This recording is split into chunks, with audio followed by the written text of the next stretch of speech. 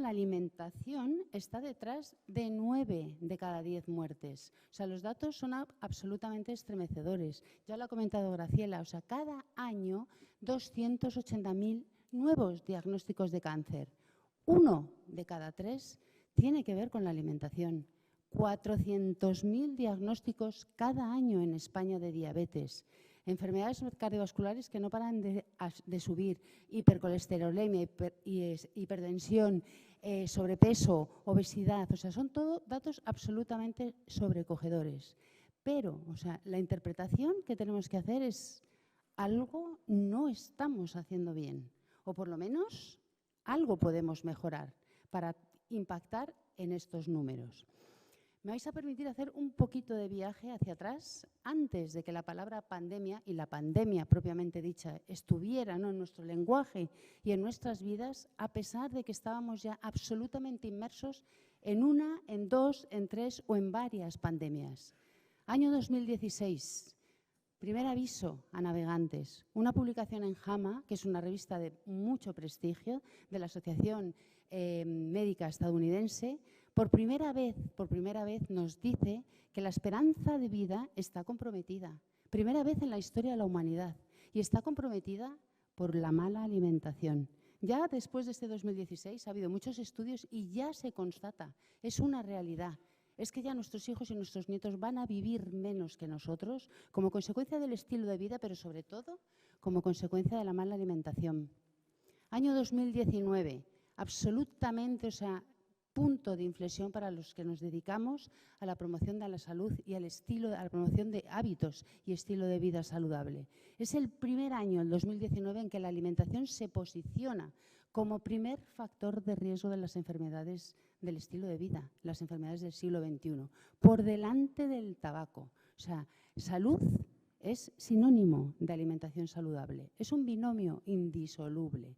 En esta publicación que se hizo en The Lancet, año 2019, se constata que por mal comer, y ya definiremos lo que es mal comer, pero insisto en la palabra mal comer, aunque suene extraña, porque no es por poco comer o por desnutrición, es por comer mal. Supuso la muerte a 11 millones de personas y 250 millones de enfermos crónicos. Pero ese mismo año, y en esta misma revista, también un comité de expertos lo que nos dice es que esta manera también de mal comer, lo que se está traduciendo es un deterioro ambiental muy importante. Es que comer como estamos comiendo ahora, la huella de carbono es tremenda, o sea, y el impacto en los recursos naturales también, porque el sector agroalimentario demanda mucha agua y demanda mucho suelo y colabora y tiene mucho que decir en la extinción de las especies, en la contaminación de los suelos. En definitiva, o sea, comer mal nos cuesta muchas vidas, mucho suelo, mucha agua y, desde luego, mucho dinero para gestionar la enfermedad. Nos movemos un poquito más adelante en el tiempo, ahora que ya es una constatación, aunque los ecos no empezaron a resonar allá por el 2016, y hemos conseguido, con nuestra manera de vivir, adelantar en el tiempo todas estas enfermedades, todas, y concretamente el cáncer. Enfermedades que hasta ahora eran enfermedades de adultos, ahora son enfermedades de jóvenes y en muchos casos, tristemente, son enfermedades de niños. O sea, solo para que os hagáis una idea, los millennials tienen el doble de riesgo de sufrir un cáncer que tenemos los adultos. Pero es que ya empezamos a barajar el concepto cohorte. Es que los niños que nacen en esta década tienen más riesgo de padecer todas las enfermedades, pero concretamente el cáncer, que los que nacieron en la década anterior y que los que van a hacer, y menos que los que van a hacer en la década posterior. ¿Es o no es una pandemia? El cáncer es una pandemia, el sobrepeso es una pandemia y las enfermedades del estilo de vida son una pandemia. Es que se expanden como virus y afectan a todas las personas. Vamos a volver otra vez a la publicación de Lancet del 2019. 250 millones de enfermos crónicos, 11 millones de muertes. Yo creo que la conclusión es muy evidente. Ya se ha mencionado, ¿no?, a lo largo, en el poquito tiempo que llevamos de congreso. La conclusión es que curamos muy bien, pero prevenimos muy mal, muy mal. O sea, la enfermedad La enfermedad es el fracaso estrepitoso de la prevención. Y hay muchas que se pueden prevenir con consejos basados en la evidencia relativamente sencillos, al menos de decir, ¿vale? No tan sencillos de hacer. Es tan los números y tan extraña ahora nuestra manera de vivir que hemos normalizado lo absurdo. Hemos normalizado que el pago por vivir en esta sociedad del bienestar es hacernos mayor con enfermedades. No tiene por qué ser así. No tiene. O sea, hay muchas enfermedades que no tienen por qué ocurrir. ¿Y cuál es la razón? Lo que tenemos que hacer es dejar de poner el foco. O sea, la salud tiene que salir del ámbito sanitario, llegar a todos los estamentos de la sociedad y a todos o casi todos los sectores profesionales. Los que estamos hoy aquí, por ejemplo, tenemos que asumir la responsabilidad no solo de informar, es que tenemos que asumir la responsabilidad de promover y de cuidar la salud. Vosotros, los medios de comunicación, tenéis muchísimo impacto, no solo en la salud nuestra, de todos y cada uno como personas, ¿no?, que tenemos que cuidar, sino tenéis mucho impacto en la salud colectiva. Y además sois responsables de conformar creencias y de conformar conductas. La salud, por tanto, es responsabilidad de todos y cada uno de nosotros. ¿Qué dice la Organización Mundial de la Salud? Seguro que todos estáis muy familiarizados con la definición. Es más que ausencia de enfermedad. Pero yo quiero poner el foco en la segunda parte de la definición, que es la capacidad que tenemos todos y cada uno de nosotros de afrontar con positividad, ¿no?, y con bien hacer los retos a los que nos enfrentamos en el momento en la sociedad en la que nos toca vivir. En esta sociedad nosotros vivimos peligrosamente, pero muy peligrosamente. Nunca, jamás, como especie, nos hemos tenido que enfrentar a los retos tan tremendos que impone la sociedad que nosotros mismos hemos creado. Somos todos hijos de nuestro tiempo. Hace unos años, muchos años, el principal reto, el principal desafío era la escasez de recursos y eran las enfermedades infecciosas. Hoy el principal enemigo somos nosotros mismos. Nosotros con nuestras decisiones y las consecuencias de nuestras decisiones. Es así. Por ejemplo, en alimentación, ¿qué es lo que ha pasado? En alimentación, conforme la sociedad se ha ido modernizando, lo que hemos hecho nosotros es una transición nutricional muy, muy peligrosa, peligrosísima. O sea, la modernización, que ya no os voy a contar, ¿no?, en qué se traduce cada día de nuestra vida, la sufrimos, largas jornadas laborales, poco tiempo para hacer ejercicio, para planificar una alimentación, para comprar un exceso, ¿no?, de alimentación malsana que se nos ofrece, ¿no?, como solucionadora de problemas y un sinfín de cosas más. Esa es la sociedad moderna y eso, a nivel de alimentación, lo que se ha traducido es en que hemos dejado de comer verduras, frutas, alimentos vegetales y hemos optado por unas dietas muy ricas en productos ultraprocesados y en productos animales. Esto es que comemos mucho de lo malo y muy poquito de lo bueno. Y comer mucho de lo malo es apostar por una alimentación oxidante, inflamatoria, calórica, poco nutritiva, todo palabras que están asociadas a la enfermedad. Y dejamos de comer los alimentos procedentes del mundo vegetal, que son los alimentos que están asociados a la salud. Tenemos que repensar cómo comemos, pensar y repensar, porque tenemos un problema, pero un problema muy, muy, muy serio. Pero lo más bonito de esto es que tenemos la solución, la tenemos. Es que los científicos, los expertos en nutrición, lo pueden decir muchísimo más alto, pueden gritarlo, pero es que no lo pueden decir más claro.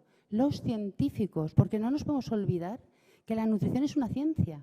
Como todos comemos, todos nos sentimos legitimados a hablar de comida. Todos, absolutamente todo el mundo habla, propone y decide temas de nutrición. No, la nutrición, como todo el estilo de vida, bebe de la ciencia. Y es una ciencia compleja, porque es una ciencia de ciencias. Epidemiología, bioquímica, inmunología, genética, psicología, ciencias del comportamiento. O sea, es una disciplina compleja que además está muy en boga y que está generando muchísimo conocimiento.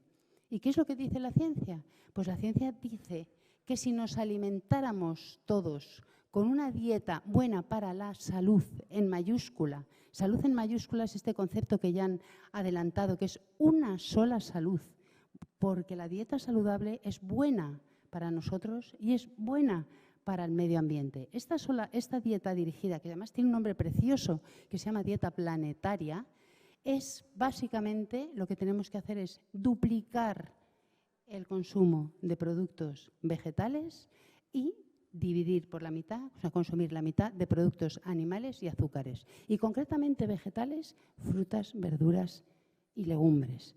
Más vegetales, menos animales. ¿Y de verdad esto tiene impacto? Está cuantificado, muy cuantificado. O sea, ya se sabe que si optáramos por esta manera de alimentar, entre 10 y 11 millones y medio de personas, los que se murieron, ¿no?, estaban ahí reflejados en el paper del 2019, se salvarían. Pero es que además, si hiciéramos esa transición, además, o sea, el medio ambiente se beneficiaría, pero mucho, porque ya lo hemos visto, que comer mal comer, cuesta muchísimas vidas y muchísimos recursos ambientales. Qué fácil de decir, ¿no? Más vegetales, menos animales. ¿Por qué? ¿Por qué nos cuesta tanto? ¿Por qué lo hacemos tan mal? Si es tan fácil de decir, ¿no? ¿Por qué no lo hacemos bien? Hay muchas razones, muchas razones. La primera es la falta de concienciación. No estamos concienciados. ¿Ese es mi tiempo? Ah, vale. Termino. Uy, qué rápido se ha pasado. Perdón. Solamente acabo. Es la falta de concienciación. Hay que concienciar que nuestros actos, nuestras decisiones diarias tienen muchísimo impacto.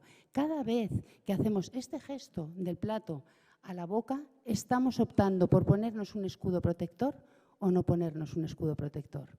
Es así. Han hablado de muchos retos, pero el gran reto que tenemos que afrontar de verdad es la medicina de la salud, es la medicina del estilo de vida.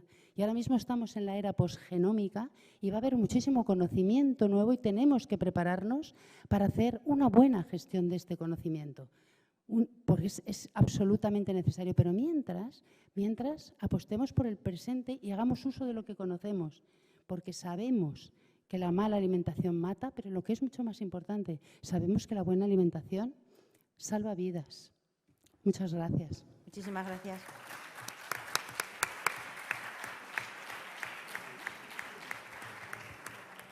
Sabemos que la desinformación, vamos a ver el salto tan grande que vamos a hacer de temas, sabemos que la desinformación afecta a todas las áreas de la vida, pero también afecta a la seguridad nacional. ¿Qué son las campañas de desinformación? ¿Quiénes son los actores que las están ejecutando? ¿Qué técnicas y qué tácticas y procedimientos utilizan y cómo puede impactar en la salud pública? De ese tema nos va a hablar Diego Alberto Florentín Martín. Él es del Departamento de Seguridad Nacional de Presidencia del Gobierno. Cuando quieras, Diego. Bueno, muchas gracias, Graciela, por la presentación y darte las gracias a ti especialmente y a toda la organización evidentemente por la celebración de este magnífico congreso y por esta magnífica ciudad, que es la primera vez que vengo, así que muchas gracias. Es un honor por mi parte y quiero extender el honor de todo el Departamento de Seguridad Nacional de poder participar aquí en esta mesa inaugural y es un honor pues estar acompañado de las excelentes personas que me acompañan como ponentes. Me toca un tema complejo de explicar, pero a la vez relevante en los tiempos actuales. Y es que la desinformación, como todos sabéis, es un tema que ha venido generando cierta controversia en el debate online durante los últimos años. Y aunque aparentemente parezca un término muy heterogéneo, muy ambiguo, es precisamente esa ambigüedad de la que se valen los actores de la amenaza para desplegar sus estrategias desinformativas, a menudo combinadas con otro tipo de acciones estratégicas más amplias, las denominadas o lo que nosotros denominamos en Seguridad Nacional como estrategias de carácter híbrido, en el que, por ejemplo, pues, narrativas que forman parte de estrategias desinformativas se combinan con otro tipo de acciones hostiles en el ámbito de la ciberseguridad, donde la obtención ilícita, por ejemplo, de información localizada en servidores de correo electrónico, se exfiltra posteriormente previa modificación, alteración, fabricación o selección parcial de esa información, digamos, para respaldar estas narrativas que forman parte de las estrategias, ¿no? Como ejemplo muy práctico de esto es lo que sufrió el hack and leak que sufrió la Agencia Europea del Medicamento.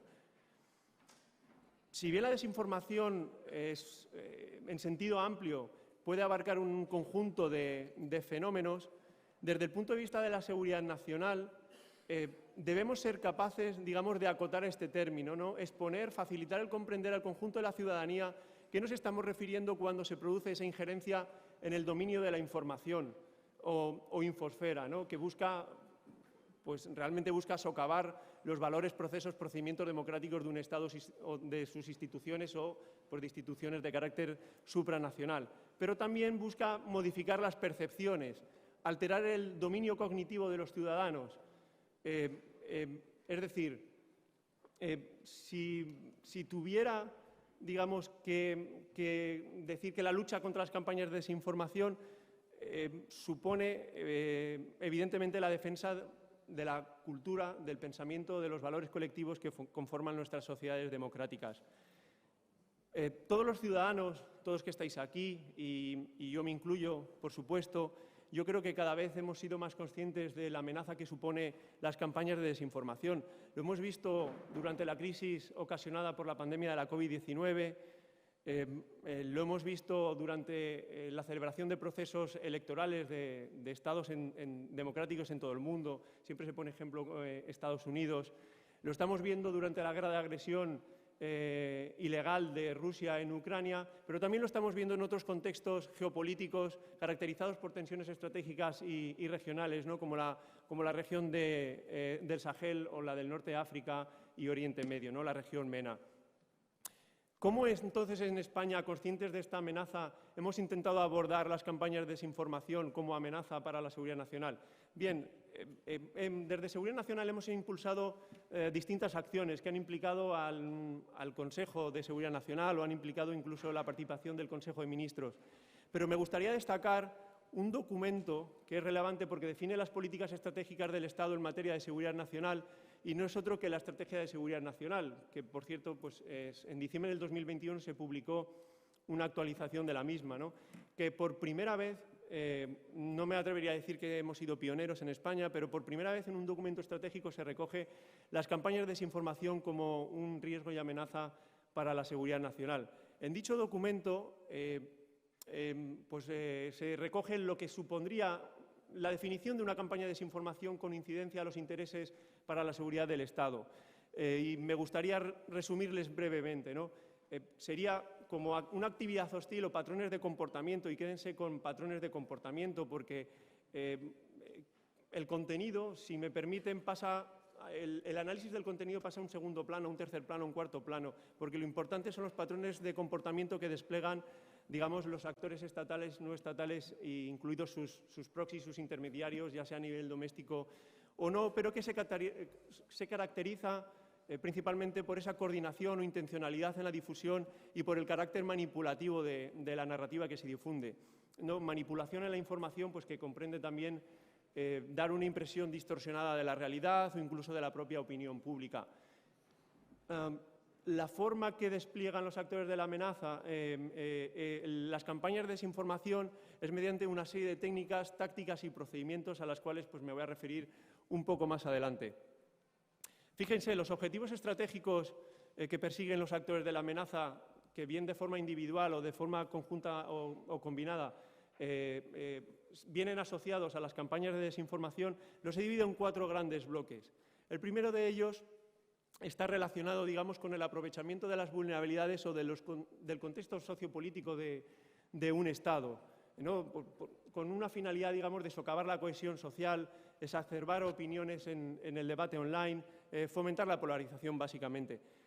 El segundo bloque estaría relacionado con la injerencia en los procesos de participación democrática, especialmente me estoy refiriendo a los procesos electorales, cuestionando la calidad democrática del Estado, de sus instituciones, tratando de limitar el libre ejercicio del derecho al sufragio activo y pasivo, o tratando de erosionar el proceso en sí mismo, los organismos que participan, o incluso deslegitimando los propios resultados electorales. Un tercer bloque vendría enfocado a cómo las campañas tratan de influir, digamos, en las políticas internas y externas de un Estado, incluso con las relaciones bilaterales entre sus homólogos, bien pues mediante acciones de desestabilización económica, bien mediante la promoción maliciosa de flujos migratorios o su propia instrumentalización, o, por supuesto, tratando de socavar las políticas de un Estado o de instituciones supranacionales en asuntos concernientes a la seguridad sanitaria o salud pública, ¿no?, derivado de una crisis, por ejemplo, de la pandemia. Y un cuarto bloque vendría a incidir en ese dominio cognitivo que les he explicado anteriormente, ¿no? Se trata de influir en la opinión pública, se trata de conducir el debate online hacia una determinada postura que pretende respaldar la política exterior del actor de la amenaza. Fíjense, volviendo a las tácticas, técnicas y procedimientos que me he referido anteriormente, como analistas debemos ser muy conscientes de que este elemento va a ser muy clave para demostrar una campaña de desinformación con afectación a los intereses de la seguridad nacional, ¿no? Va a permitir responder a las 5 W, que es el título de la ponencia, pero sobre todo va a ser importante definir cuáles son los patrones de comportamiento, cuál es esa intencionalidad, esa coordinación y por qué lo que se difunde es manipulativo, ¿no? Evidentemente, pues vamos a ahondar en llevar a cabo una atribución técnica de la campaña, saber qué actor estatal está detrás, pero también nos va a permitir diseñar sistemas de alerta temprana, diseñar planes de comunicación estratégica y pública, y nos va a permitir adelantarnos a una campaña de desinformación antes de que pues bueno, se produzcan unos efectos y un impacto a la ciudadanía indeseables. ¿No? Pero también pues bueno, pues nos va a permitir, desde Seguridad Nacional, determinar qué nivel de riesgo supone la amenaza. No es mi intención abordar todo el conjunto de tácticas, técnicas y procedimientos que existen, porque no quiero ocupar el espacio de mis compañeros, pero sí me quiero referir a aquellas que tienen incidencia y son más relevantes, cuyo target están dirigidas, digamos, al ámbito de la seguridad sanitaria y salud pública. Encontramos desde la instrumentalización de documentos científicos académicos para respaldar, digamos, la posición del actor hostil, o incluso revestir de dichas formalidades a documentos que carecen de esta base científica y académica, ¿no? También encontramos la instrumentalización a la utilización de supuestos expertos y analistas de distintos ámbitos concretos, de profesionales de ámbitos concretos, ¿no?, que se instrumentalizan, utilizan para, digamos, respaldar la narrativa principal del actor de la amenaza, ¿no? Pero también tenemos la instrumentalización, utilización de influencers, de activistas, que, bueno, pues bajo a lo mejor el pago de cierto dinero, pues reproducen o fomentan unas narrativas y socavan otras, pero siempre a favor de los intereses de un actor estatal extranjero. Lo que denominamos nosotros como cultivo de fuentes proxy, o la utilización digamos, de perfiles anónimos, falsos, que simulan ser profesionales de ámbitos concretos. También encontramos, incluso más allá, ¿no?, la suplantación de identidad tanto de personas reales como medios de comunicación, la amplificación de conflictos sociales, de discordia civil, y en esto algo que sí que me parece más relevante, porque también implicaría otros ámbitos como la seguridad pública, es la promoción, digamos, de estas protestas para que pasen de un plano digital a un plano más físico. Y, por supuesto, en último lugar, y no menos relevante, como estrategia, digamos, como técnica, táctica y procedimiento, está la desacreditación y la deslegitimación, ridiculización, digamos, de medios de comunicación y analistas o fuentes, digamos, que en cierta manera socavan o refutan la narrativa hostil del actor de la amenaza. Por ponerles varios ejemplos de narrativas que se distribuyeron durante la crisis de la COVID-19, que seguro que ustedes las conocen perfectamente, que formaban parte de esas campañas de desinformación de actores estatales extranjeros, y me gustaría destacar por su relevancia y por su carácter transnacional, ¿no?, porque se han visto muy transversalmente en casi todos los estados de Occidente. Me gustaría destacar las siguientes, ¿no? Fíjense, se afirmaba que la COVID-19 había sido creada como un arma biológica multipropósito. También se afirmaba que la COVID-19 se había originado en biolaboratorios ultrasecretos estadounidenses repartidos por todo el mundo, ¿no? Y en relación con esto, en relación con la guerra de Ucrania, pues ha sido uno de los tantos argumentos propagandísticos y desinformativos utilizados por el Kremlin para legitimar su invasión en Ucrania, ¿no? Afirmaban que estos biolaboratorios secretos se encontraban en Ucrania.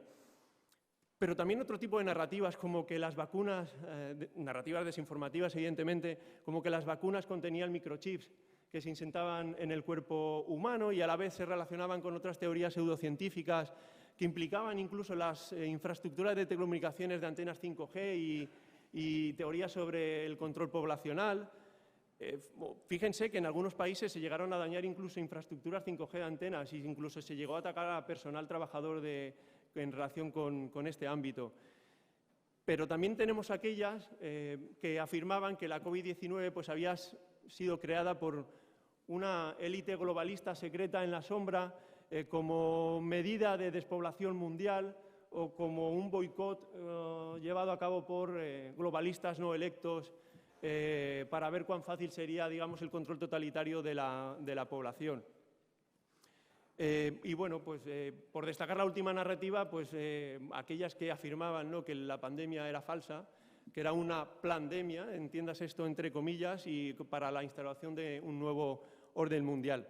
Y ya para finalizar mi intervención, sí que me gustaría que entre todos pues, reflexionáramos en un conjunto de, digamos, de ideas para dar respuesta a cómo abordar las campañas de desinformación desde distintas perspectivas.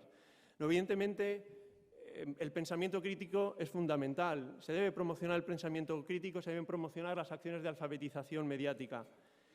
También tenemos que establecer, no solo las administraciones públicas, sino también con el conjunto de la sociedad civil, tenemos que trabajar en sinergias, tenemos que aplicar las lecciones aprendidas en todos los ámbitos para diseñar planes robustos de comunicación estratégica, comunicación pública, no solo para, digamos, refutar las campañas de desinformación con hechos objetivos, contrastables, con transparencia, con fundamentación científica y académica, por supuesto, sino que también nos permitan, digamos, adelantarnos a los efectos y al impacto sobre los ciudadanos, no ser preventivos y no reactivos.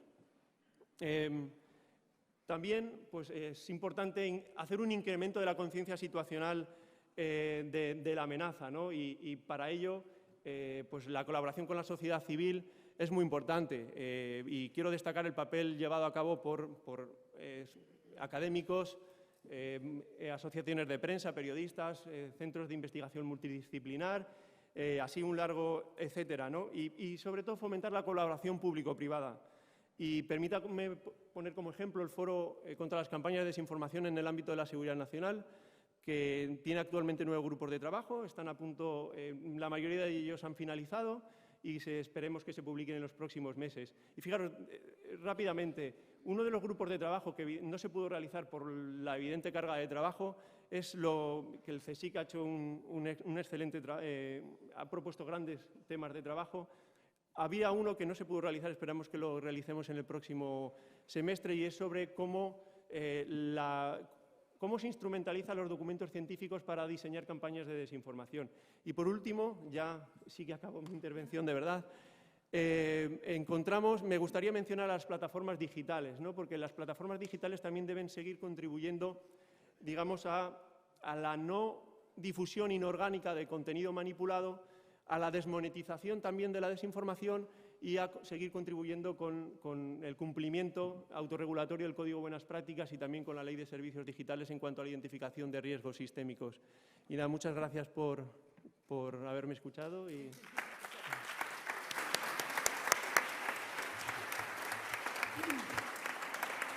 Muchas gracias. Luego te preguntaremos algunas claves para los periodistas de salud, cómo podemos ayudar para luchar contra esa campaña de desinformación. Presentar a Margarita, había presentado, digo, ¿qué me preparo para presentar a Margarita del Val? Pero lo que voy a hacer es recordar de lo que estábamos hablando cuando veníamos en el autobús juntas. Yo la conozco desde hace muchísimos años, he tenido ese placer. Y cuando empezó la pandemia, pero muy al principio, cuando nos estaban diciendo, nada, esto, bueno, lo vimos ayer, ¿no?, en el reportaje, esto si afecta va a haber un caso, 2 más en España, no más. Justo en ese momento yo recibo un escrito de Margarita del Val. Sabéis que tengo un canal de televisión online muy casero, muy mío, se llama Indagando Televisión, y me dicen, por si te interesa publicarlo. Y cuando yo leo ese escrito, no, decía exactamente todo lo contrario a lo que nos estaban diciendo desde las autoridades sanitarias, hay que decirlo así de claro. Lo publico. De repente recibo una alerta del servidor. Habían pasado menos de 24 horas y tenía 15.000 visitas. En 48 horas tenía 30.000 visitas. En 4 días tenía 130.000 visitas. Yo eso no he vivido en Indagando Televisión jamás. Digo, se va a petar el servidor. No sé si está preparado para esto. Y eso me dio a entender 2 cosas claras, ¿no? Primero, que había una necesidad tremenda por parte de la población de recibir información. Que querían además la información como la que da Margarita, bien clara, concisa, realista, basada en datos científicos y en evidencia científica, y luego que una vez más ella tenía la visión que tiene de gran científica de decir, señores, lo que está pasando es esto, lo que va a pasar es esto y lo que viene es esto. Y de eso nos va a hablar ahora, nos va a hablar de enfermedades, de los retos y de qué nos viene ahora mismo en los retos de enfermedades infecciosas emergentes y reemergentes, que son 2 conceptos distintos y que hay que tenerlos muy en cuenta, y muchas de esas enfermedades infecciosas tampoco estamos hablando de ellas, por ejemplo, por hablar del tema de tuberculosis, ¿no? o infecciones de neumonías en niños, y cómo no, de las enfermedades infecciosas y toda la amenaza que supone también todo el tema del cambio climático. Margarita, cuando quieras. Bueno, pues muchas gracias, Graciela. Bueno, lo primero agradeceros a los que habéis organizado este congreso y me habéis invitado. Yo no puedo decir que sea una recién llegada al campo de la comunicación ya después de 3 años, pero sigo siendo una amateur. Soy una amateur que se ha alimentado mucho de lo que hemos montado en el CSIC, que ha sido una plataforma de investigación muy multidisciplinar, de salud global, y el intercambio de información entre muchos investigadores de muchos ámbitos, desde los sociales, la demografía, los ingenieros, la nanotecnología, los matemáticos, los más biológicos, pues nos ha dado una visión muy importante del problema, no solo contando la visión que teníamos unos a otros, sino sobre todo haciéndonos preguntas muy insidiosas unos a otros. ¿Y esto por qué? Pues esto ha sido muy importante, toda esta red de investigadores, y yo he sido una cara quizás más visible, pero bueno, hay mucha gente ahí detrás. Interaccionar con los periodistas, que no era lo nuestro, pero que en cuanto vimos que hacía falta saltamos, pues con los todoterrenos es más difícil. Interaccionar con vosotros es un lujo, es un privilegio. Yo siempre aprendo de vosotros, de Graciela en particular, que como dice nos conocemos hace mucho, yo aprendo siempre. Entonces estoy encantada de estar aquí. La verdad es que esto es buenísimo para nosotros. Y bueno, voy a intentar ser realista. A mí no me gusta ser negativa en absoluto, pero me gusta ser realista para enfrentar los temas. ¿Va a seguir habiendo problemas con enfermedades infecciosas? La respuesta es que sí. Claramente no están vencidas las enfermedades infecciosas y ya no solo sabemos que pueden tener un potencial disruptivo de la sociedad, de la economía tan tremendo, sino que además causan secuelas, causan el COVID persistente, y no es porque este virus sea el único virus, la única infección que tiene esa capacidad de causarla. Es aquel en el que lo hemos reconocido con más claridad toda la sociedad. Las infecciones no son inocuas una vez que las has pasado la fase aguda. En un pequeño porcentaje la gente deja secuelas. Y os voy a mencionar otra que seguro que conocéis los que tenéis hijos, la bronquiolitis, el virus respiratorio sincitial, como deja a los niños varios años, algunos pues con aerosoles, con asma, con daños pulmonares, etcétera. Bueno, pues eso lo conocemos para muchas infecciones. Las infecciones bacterianas que tienen problemas cardíacos décadas después. Hay muchas, ¿no? La varicela que causa el zóster décadas después, bueno, las hay. Entonces hay que evitar las enfermedades infecciosas en sí mismas, las que ya conocemos, y en particular aquellas que desconocemos y que nos van a venir las emergentes, las nuevas. Simplemente quería además anunciaros que dentro de un mes tenemos en Madrid nuestras jornadas de la Plataforma de Salud Global. Si a alguien le interesan, contactadme porque podéis estar allí y ver cuáles han sido nuestros avances en esta plataforma durante 3 años que hemos evolucionado desde enfrentar la pandemia hacia enfrentarnos a nuevos retos, que son los que os voy a contar un poco ahora. ¿Dónde van a surgir estas nuevas amenazas de salud global? Pues van a surgir, os voy a contar una anécdota, van a surgir en las zonas en las que hay procesos no regulados de desarrollo humano interaccionando con el medio ambiente, interaccionando con los animales. Hace 20 años una amiga me preguntó, oye, ¿tú crees, una amiga abogada, ¿tú crees que va a haber alguna otra pandemia? Y yo dije, pues sí, muy probablemente, y vendrá de China. Y ella hace pocos años, ya en la pandemia, me dice, bueno, pensé que era un argumento de ciencia ficción buenísimo, incluso decías de dónde venían. Bueno, pues lo sabíamos, los virólogos lo sabíamos, porque es una de estas zonas en las que había mucha coexistencia de desarrollo urbano desproporcionado, pero necesario, con todavía costumbres tradicionales que no están absolutamente controladas. Por ejemplo, el consumo de animales que no tienen la calidad veterinaria adecuada, ¿no? Y ahora, ¿dónde va a ser? Pues además de venir del sudeste asiático, nos estamos encontrando que en los últimos años también están viniendo de África Central y Occidental, como la epidemia de ébola. Son zonas que están experimentando un desarrollo y que también nos vendrán de ahí. También nos ha venido la viruela del mono, nos ha venido de esa zona. Bueno, hay que estar atentos ahí en qué pueden ocurrir. ¿Qué tipo de enfermedades pueden ser? O primero, antes, ¿por qué realmente están surgiendo? ¿Por qué ahora hay más riesgo de estas epidemias? Bueno, hay más riesgo porque seguimos creciendo como humanidad, somos muchos, nos movemos mucho, incluyendo las migraciones forzosas. Está colaborando el cambio global, las nuevas actitudes y el calentamiento. Y además somos cada vez una población más envejecida porque somos más sana, vivimos más tiempo y estamos más envejecidos, aún con malos hábitos, como decía Emilia al principio, que apoyo todo lo que ha comentado. ¿Qué tipo de enfermedades pueden surgir? Pues bueno, es muy importante que el riesgo de que sufran epidemias, de que vuelvan epidemias reemergentes, como decías, y de que nos descoloquen totalmente, depende del carácter del agente infeccioso, depende de la situación que haga en la persona, depende del grado de inmunidad de la población humana en su conjunto y depende de factores pues como el tema vamos a ver, sobre todo de cuál es la interacción, ¿no?, con el medio ambiente, con los animales.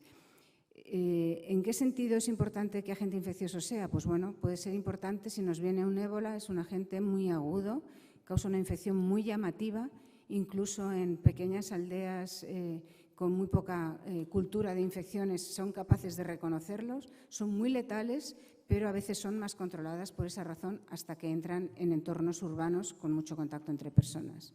Tenemos otras epidemias, como hemos visto, que son muy silenciosas.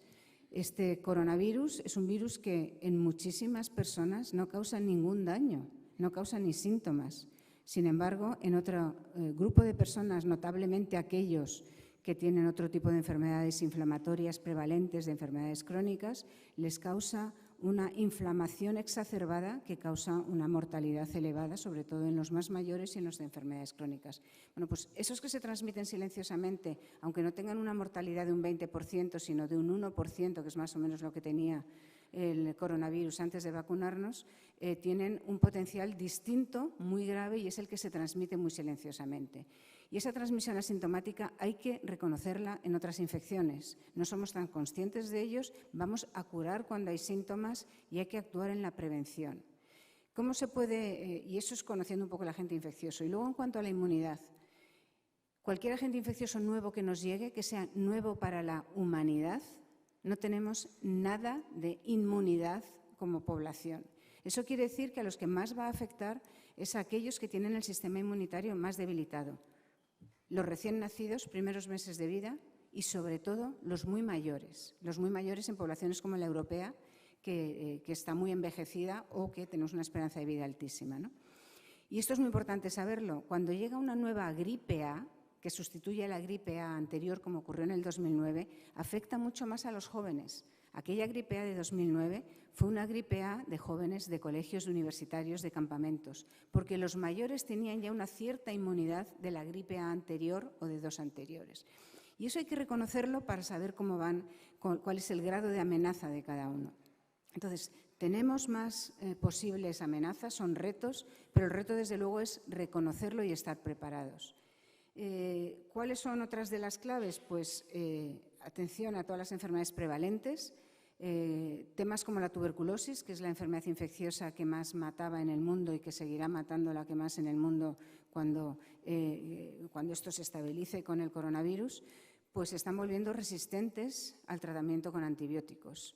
La multiresistencia a los antimicrobianos es una pandemia lenta pero segura y hace falta tomárnosla en serio para que desde la investigación, desde el desarrollo, desde las empresas, desde salud pública, se controle mucho mejor a todos los niveles. Este es un tema clarísimo de una sola salud, no es solo un tema de cuánto antibiótico y si lo tomo yo mal, no es un tema solo de mal diagnóstico o de mala adherencia al tratamiento, es un tema también de medio ambiente, es un tema también de salud de nuestras cabañas ganaderas, etcétera, incluso de los animales silvestres, porque circulan en el medio ambiente las resistencias. Bueno, pues eso es también importante y hay que hacer una campaña en la cual se puedan desarrollar nuevos tipos de tratamientos antimicrobianos muy creativos. Y eso viene de la investigación, viene también del desarrollo, de la implicación de todo el sector privado, desde luego con apoyo público, porque si no esto no tira para adelante. Y viene, y voy a arrimar un poco el ascua a mi sardina, desde luego de la investigación en vacunas para agentes infecciosos que conocemos, de la investigación en vacunas para todas aquellas bacterias y otros microbios para los que están resultando que son resistentes a antimicrobianos, porque si prevenimos la infección tendremos que tratarla mucho menos. Dependeremos menos de los antibióticos y estaremos menos vendidos a que nos fallen los antibióticos. Esto es muy importante. ¿Y cómo preparamos vacunas frente a aquello que conocemos? Bueno, pues incidiendo sobre todo aquello que conocemos. Está claro que eso está avanzando. Antes las vacunas, había muchísimo conocimiento, pero llegaban pocas al mercado. Ha habido un rebrote de nuevas vacunas que llegan al mercado. Hay más interés desde todo el sector público, desde la investigación, desde el sector privado, las empresas, desde las agencias reguladoras, en dar un empuje para la comercialización de buenas vacunas, nuevas vacunas. Tenemos vacunas frente a una enfermedad todavía tropical, pero que ya hay brotes autóctonos aquí, por ejemplo, en Baleares, en España, en todo el Mediterráneo, como es el dengue. Tenemos nuevas vacunas muy buenas, muy seguras. Y tenemos nuevas vacunas frente al virus respiratorio sincitial, el de la bronquiolitis que he comentado antes, que vendrán el año que viene, que ya están aprobadas. Bueno, eso va avanzando y necesitamos más vacunas. Ahí claramente necesitamos prevenir. Y una de las estrategias es, para aquello que no conocemos, darnos cuenta que, por ejemplo, en el caso de virus, están surgiendo nuevos virus continuamente, a mucho más ritmo. Estamos descubriendo a mucho más ritmo nuevos virus de lo que se generan vacunas, pero vamos, con diferencia. Sin embargo, la nota positiva, todos estos virus que estamos descubriendo ya pertenecen a las 20 y tantas familias que conocemos de virus. Y las familias de virus tienen comportamientos semejantes entre sí.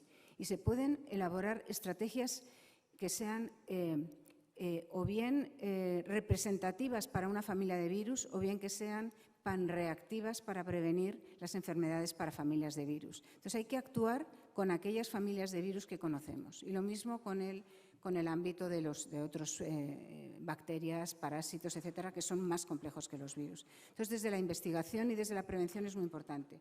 Y luego el otro aspecto que nos explica por qué estamos muy expuestos a nuevas infecciones es el modo de transmisión de los agentes infecciosos. Y actuando globalmente sobre el modo de transmisión de los agentes infecciosos, seremos más eficaces en prevenir aquello que no conocemos, que no sabemos dónde va a surgir. Actuando sobre el agua, teniendo agua potable, hemos evitado una cantidad de infecciones desde el siglo XIX y una mejora de la mortalidad infantil, de la supervivencia infantil y una mejora de la esperanza de vida tremenda. Actuando sobre la seguridad alimentaria, esto ha sido espectacular y vivimos en Europa en un nicho, en una burbuja maravillosa.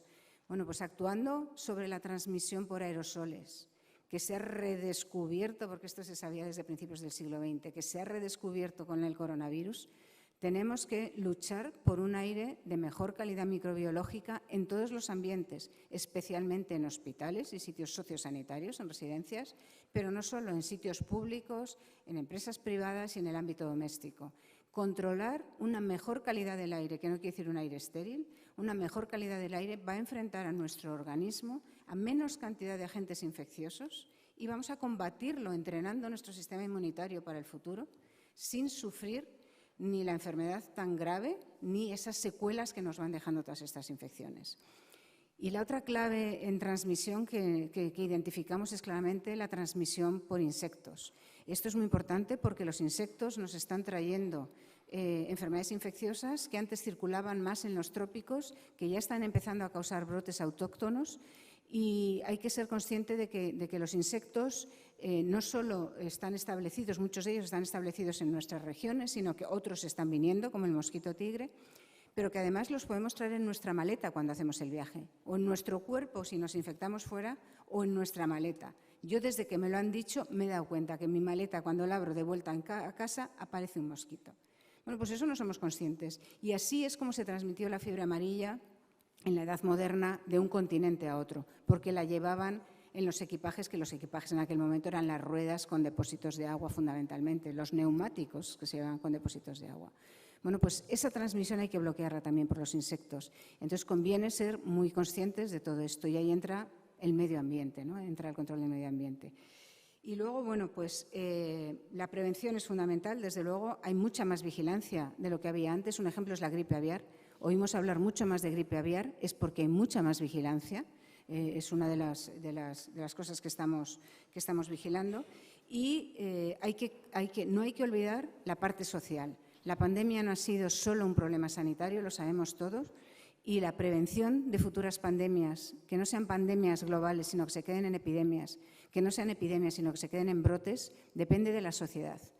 Hemos tenido un ejemplo muy claro del impacto de la madurez, de la responsabilidad de la sociedad española, de la solidaridad entre generaciones tan brutal. En Europa hemos recibido todos los países las mismas dosis de vacuna por habitantes, y las campañas vacunales en España han sido muy exitosas, mientras que ha habido otros países que no lo han logrado. Y eso es la madurez de la sociedad, la confianza a la que contribuimos entre todos, y a las vacunas en concreto muy notablemente desde los pediatras de cabecera de toda la vida, ¿no? a los que les contamos de todo, ¿no? Desde que somos pequeños hasta que somos padres y somos abuelos, ¿no? ¿Y cuándo va a ser la próxima pandemia? Y este es mi último tema. ¿Cuándo va a ser la próxima? Es una de las preguntas que me hacen. Ni idea. La respuesta es ni idea. Pero la respuesta más real es: ya ha habido las próximas amenazas de pandemia. Hemos tenido una amenaza de epidemia con el brote de virus del Nilo Occidental en las marismas y en los arrozales de Sevilla, al sur de Sevilla, las poblaciones del sur de Sevilla. 2020, desescalada, no queríamos otra epidemia y empieza a haber un montón de encefalitis mortales, algunas de ellas para todas las edades, y era el virus del Nilo Occidental. La colaboración desde la Plataforma de Salud Global con los investigadores que conocían del campo, la Estación Biológica de Doñana, que analizaron por PCR pools de 50 mosquitos de cada género, de cada sexo, de cada tipo de género y especie de mosquitos, para ver si eran portadores del virus del Nilo Occidental y cuándo. La comunicación con los ciudadanos haciendo públicos esos datos para saber cuándo empezaba a subir los mosquitos que eran portadores del virus de la fiebre del Nilo. Y la comunicación con las autoridades para en ese momento hacer una fumigación selectiva, puntual, solo de aquellos mosquitos que lo transmitían. No había que fumigar toda Andalucía, no había que fumigar todas las marismas, no había que desecar Doñana ni los arrozales. Había que fumigar solo aquellos mosquitos que lo transmitían, que eran los mosquitos que picaban a personas, a aves urbanas, pero se alimentaban también en aves silvestres. Esos mosquitos eran los que había que fumigar solo en el momento en el que da la señal de alarma la población de virus de la fiebre del Nilo en estos mosquitos. Bueno, pues la colaboración de administraciones con ciudadanos y con investigadores ha sido clave para que en 2021 haya un caso, 2 casos, para que en 2022 también sea lo mismo en 2023. Lo que era un brote que se podía haber convertido en una amenaza brutal, en una epidemia, porque hay muchos animales silvestres infectados autóctonamente en España, pues se ha parado, se ha podido parar. Y el siguiente ejemplo que os quiero mostrar es un ejemplo a nivel mundial de que la siguiente pandemia ya ha estado aquí, la siguiente amenaza de pandemia ha estado aquí, y también de que estamos más preparados que antes. Quiero acabar con este tono positivo. Estamos más preparados que antes. Y es el tema de la viruela del mono. La viruela del mono es una enfermedad que conocíamos, pero que no había salido del ámbito de África Central y África Occidental. De repente salió por un modo de transmisión distinto. Y este modo de transmisión lo extendió sobre todo por ciudades de nuestro mundo occidental, y fue cuando nos alertamos y vimos qué es lo que había que hacer. Bueno, primero, la mitad de la población nos los hemos quitado de en medio porque tenían vacuna frente a la viruela, porque fueron vacunados de pequeños. La mitad de la población más mayor tiene una cierta inmunidad frente a esa vacuna. Eso es muy importante. Ya no es toda la población vulnerable, sino la mitad. Teníamos vacunas preparadas en colaboración con la Organización Mundial de la Salud. Se había preparado desde la investigación y las agencias reguladoras del medicamento en colaboración con la OMS vacunas y antivirales por si volvía la viruela. No ha vuelto la viruela, pero teníamos la viruela del mono. Estamos preparados y funcionan la vacuna y el antiviral que está funcionando, que se está empleando. Y además teníamos un nivel de concienciación ciudadano espectacular. La población de riesgo de contraer la viruela del mono sabía lo que era una vacuna, confiaba en la ciencia y en la evidencia científica y cuando se les ha dicho hay una vacuna disponible, se han vacunado como un solo hombre. Y perdonadme que diga como un solo hombre, pero es que el 90 y tantos % han sido hombres, ¿no? Se han vacunado de una manera fantástica y en todo el mundo. Hemos tenido una sola oleada de viruela del mundo en todo el mundo. Empezó en mayo, acabó en agosto-septiembre. Ha habido algunos brotes posteriores, pero esto ha sido no la campaña de vacunación llevada a término, sino inmediatamente concienciarse de cómo no transmitir la infección cuando yo estoy infectado, de cómo vacunarme inmediatamente, colaboración con las autoridades y no estigmatización en absoluto. Entonces, ¿estamos más preparados? Sí, ha habido muchos más contactos ya no tan llamativos entre todos los actores, como decías antes, sociedad civil, administraciones públicas, empresas, para ver qué es todo lo que teníamos y lo que teníamos que hacer cada uno. Y esto ha tirado para adelante. O sea que yo creo que hay retos, hay amenazas, la clave está en la prevención estamos más preparados, pero hay que mantener esta preparación muy activamente y, desde luego, mejorarla.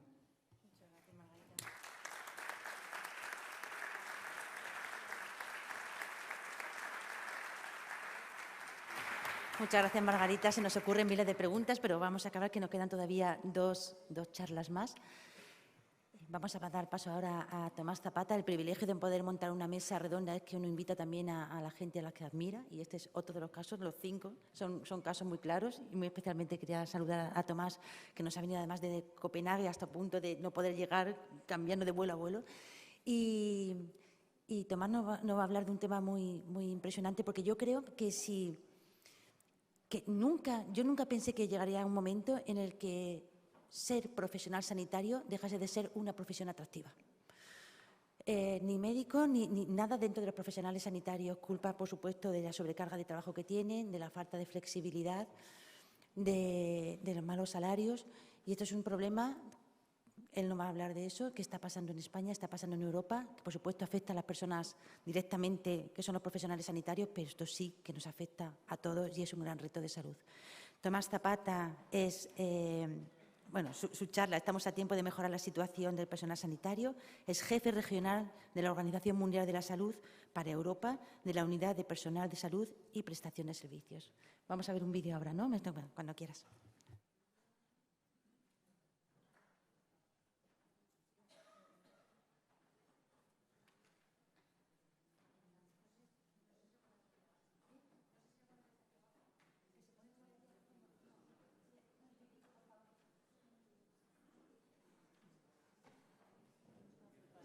Es que te he visto, cuando te he visto,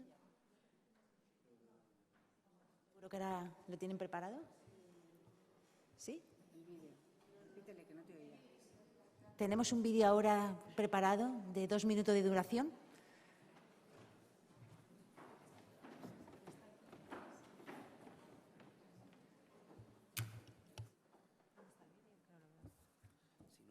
¿Aquí? ¿Dónde lo tienes? ¿Aquí? ¿Lo ves aquí? No sé. Voy empezando y si no lo ponemos luego. Vale. Lo vas mirando y lo ponemos luego al final. Ah, no, mira, está aquí. ¿Ese no es el de Who? ¿Ese no es este? Sí, es ese. Estamos en la pantalla.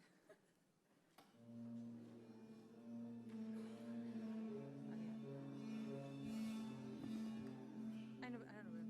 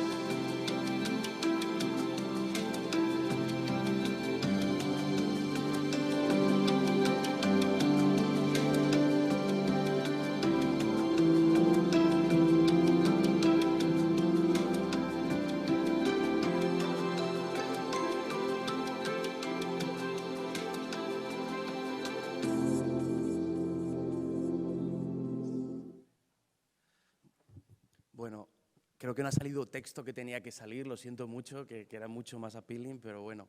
A mí es un vídeo que me toca porque creo que intentamos resumir cuál es el problema de los recursos humanos en Europa y en España en estos momentos. Y creo que aquí se vive muy bien la situación de sobrecarga laboral, de alto estrés y burnout que están viviendo los trabajadores de salud, y no debería ser así.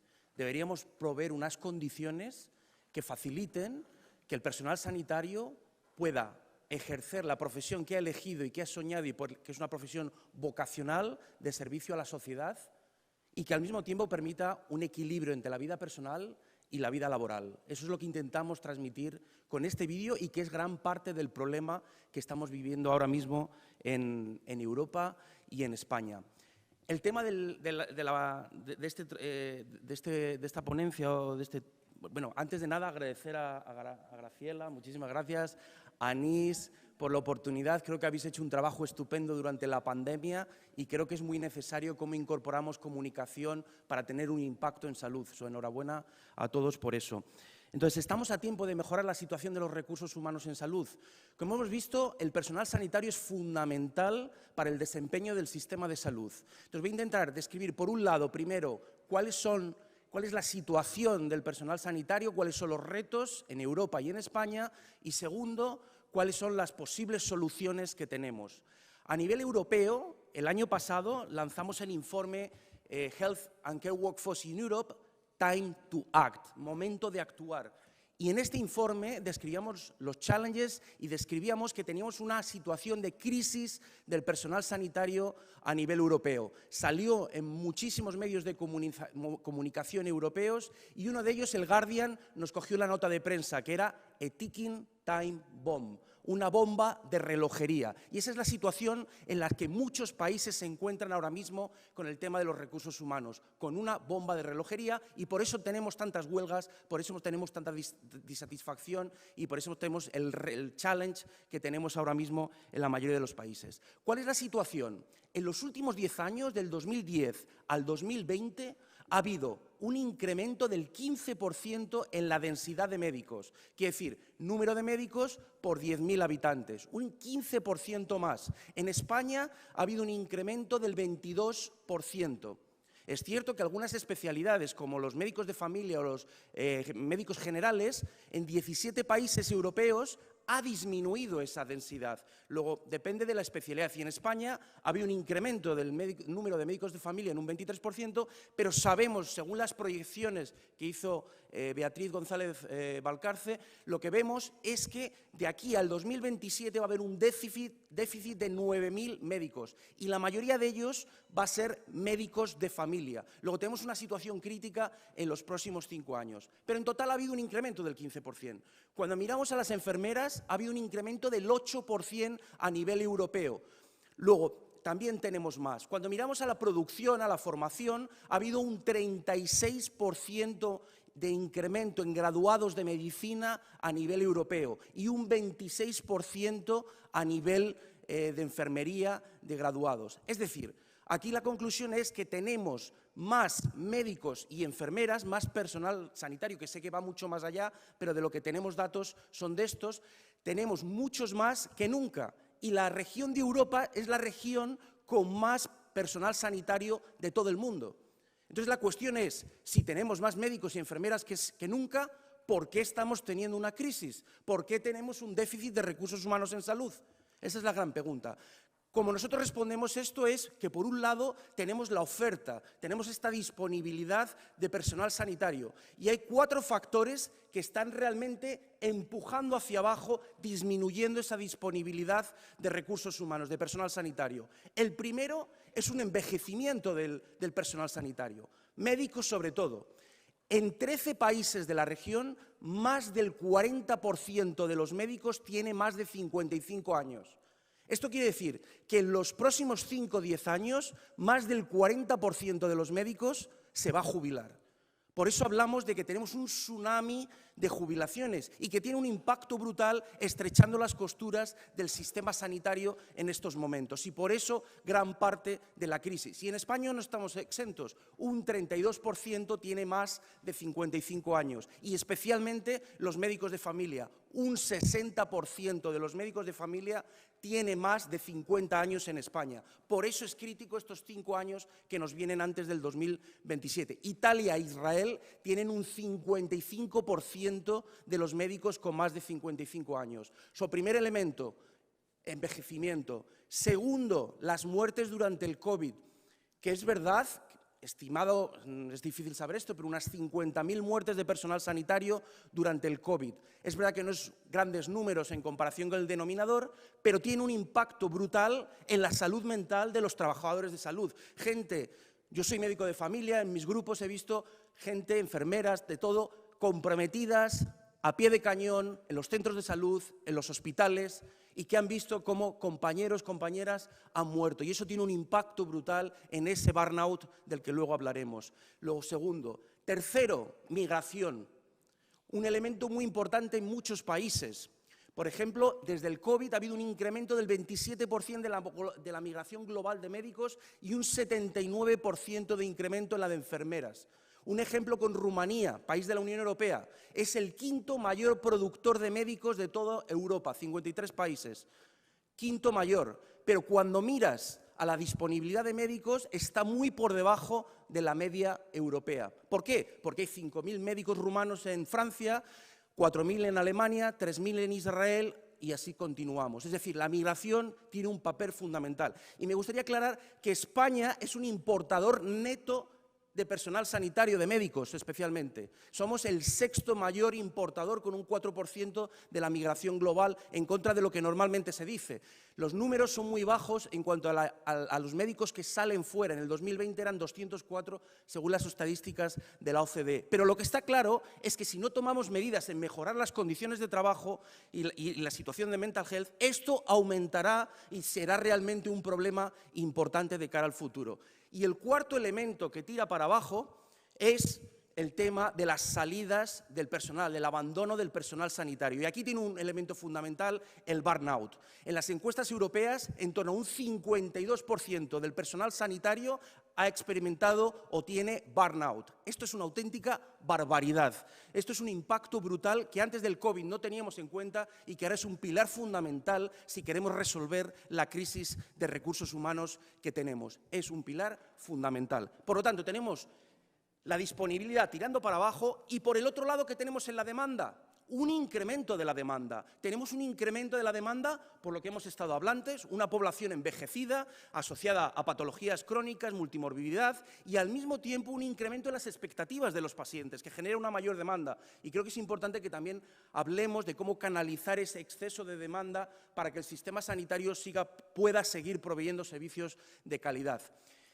Y un elemento también es los retrasos diagnósticos y las listas de espera asociadas al COVID. Entonces, todo eso está haciendo que aumente la demanda de servicios, mientras que la disponibilidad de recursos disminuye y eso genera un gap, un déficit entre la demanda y la oferta, que es lo que está llevando a esta crisis del personal sanitario que tenemos. ¿Y cuáles son las soluciones que podemos traer? Nosotros, después del informe, en marzo tuvimos una reunión con 50 países en Bucarest y firmamos una declaración institucional con todos los actores, con los collaborating centers, con las ONGs, por la Bucarest Declaration, una declaración de Bucarest para fortalecer los recursos humanos a nivel europeo. Y justo antes de ayer en Astana, vengo de allá, hemos firmado todos los miembros Estado, los 53 miembros, incluidos Rusia, Ucrania, Israel y con todas las tensiones políticas, han firmado una declaración en el Regional Committee de la OMS comprometiéndose a mejorar la situación de los recursos humanos y han aprobado un Framework for Action